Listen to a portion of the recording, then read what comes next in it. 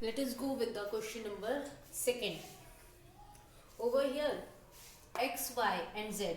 As you can see, the z is the exterior angle. It is not the interior angle. Okay. And one more thing, there is nothing name is being given over here.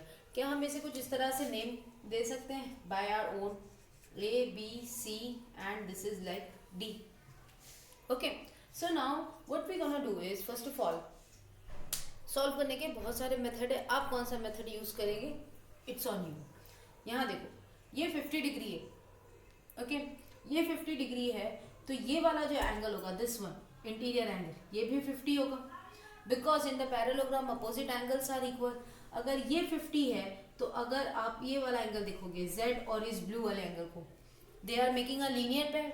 So that means अगर 180 में से इस वाले angle को subtract कर दो, तो ये वाला एंगल बच जाएगा. z की वैल्यू आ गई. ठीक है, यहाँ पे आपने ऑलरेडी इसकी वैल्यू 50 निकाल रखी है. x और y दोनों इक्वल है, अपोजिट एंगल्स इक्वल है, तो 360 में से 50 प्लस 50 100 हो जाएगा. तो ये 260 बचेगा, 260 का हाफ अगेन 80 हो जाएगा. So it will come like this. आप इसे अगर इस तरह से सॉल्व करना चाहते हैं देन ऑल्सो इट्स फाइन. अगर आप वैसे नहीं सॉल्व करते हैं और आप एडजेसेंट एंगल की प्रॉपर्टी यूज करते हैं, तो एडजेसेंट एंगल पैरेललोग्राम के क्या होंगे कि अगर जो ये पैरेलल साइड्स होती हैं, उनके बीच में जो एंगल्स बनते हैं वो एडजेसेंट एंगल कहलाते हैं. और in the view of lines and angles, these are called as को इंटीरियर एंगल. इसे को इंटीरियर एंगल भी कहते हैं. Okay, so for what we will do, we'll use the adjacent angle property so that it becomes easier. और easier तो है ये, लेकिन ये property भी हमें याद हो जाएगी. Okay, so what we will do is 50 and x, we will take these two. Since first of all we'll write ABCD is a parallelogram. ABCD is a parallelogram. Therefore x plus 50 will be equals to 180. Why? Because they are adjacent angle. ये क्या है? Adjacent angle. ये दोनों को मिला के हम 180 कहते हैं. क्यों ये कहते हैं? क्योंकि ये एडजेसेंट एंगल है. पैरेललोग्राम में जो दो एंगल साइड्स के होते हैं, कोई भी दो एंगल पैरेललोग्राम के पैरेलल लाइंस के बीच के जो दो एंगल होंगे, उनको ऐड करोगे आपको 180 ही मिलेगा. Just take the 50 on the that side, so it will become 180 minus 50. Therefore x is equals to 130. ये आ गई आपकी x की value. x is equals to 130.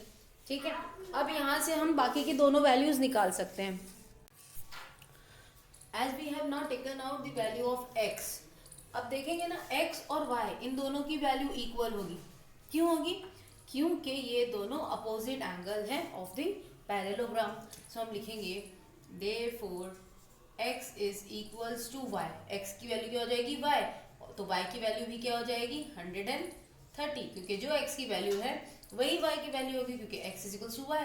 और क्योंकि x 130 है तो y भी 130 हो जाएगा. इसका बस आप रीजन लिखोगे, अपोजिट एंगल्स ऑफ पैरेललोग्राम. ठीक है, आपकी x और y की तो वैल्यू आ गई. अब z की वैल्यू, अब देखो x और y तो निकल गए, अब z की बारी है. जैसे कि मैंने बताया, आप चाहो तो ये 50 है तो ये 50 हुआ, क्योंकि अपोजिट एंगल है. फिर इसको लीनियर पेयर बना के 180 से सब्ट्रैक्ट करो तो z की वैल्यू आ जाएगी. एक तो सोल्यूशन ये है.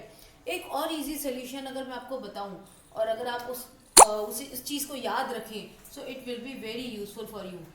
x जो है वो बराबर हो जाएगा z के. x की वैल्यू z की वैल्यू बराबर हो जाएगी. ये देख लेना ध्यान से कि z क्या है? एक्सटीरियर एंगल है. ये इंटीरियर एंगल को मैंने बराबर नहीं कहा है. इंटीरियर एंगल होते हैं तो उनको मिलाकर 180 हो जाता है, क्योंकि वो एडजेसेंट एंगल हो जाता है. अगर दोनों इंटीरियर एंगल ले लो तो वो एडजेसेंट एंगल हो जाते हैं. लेकिन मैंने क्या किया है, एक x है और एक उस पैरेललोग्राम का एक्सटीरियर एंगल है, वो इक्वल है वो है z के इक्वल. क्यों है ये? Let me just draw a diagram for you. आपने लास्ट ईयर पढ़ा है, दो पैरेलल साइड्स हो और उस पर एक ट्रांसवर्सल हो, तो ये वाला एंगल ये वाले एंगल के इक्वल होता है. ये नीचे वाला एंगल के इक्वल होता है। अगर ये वाला एंगल लो तो उसका ऊपर वाला एंगल, और नीचे वाले एंगल की बात करो तो उसके नीचे वाले एंगल से इक्वल होता है। If you know these pairs of angles, so these are known as corresponding angle. ये कब होंगे? जब दो लाइंस पैरेलल हो और एक ट्रांसवर्सल हो, तब करस्पॉन्डिंग एंगल्स होते हैं वो इक्वल हो जाते हैं। इसका करस्पॉन्डिंग ये हो जाएगा, इसका करस्पॉन्डिंग ये हो जाएगा, ऊपर इस वाले का ये वाला हो जाएगा और इस वाले का ये हो जाएगा। These are known as corresponding angles, and corresponding angles becomes equal. Corresponding angles becomes equal only and only when the lines are parallel.